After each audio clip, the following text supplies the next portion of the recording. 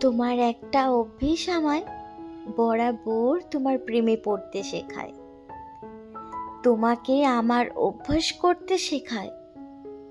কতবার আমরা দেখা করেছি, কতবার তুমি আমায় ছুঁয়ে দেখেছ, কতবার তুমি আমার সাথে গল্প করেছ, তবুও কখনোই সহজভাবে আমার দিকে চাইতে পারোনি।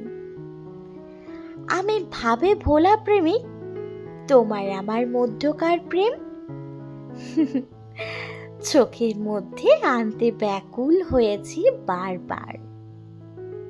শুধু তোমাকে কখনো প্রকাশ করতে দেখি না।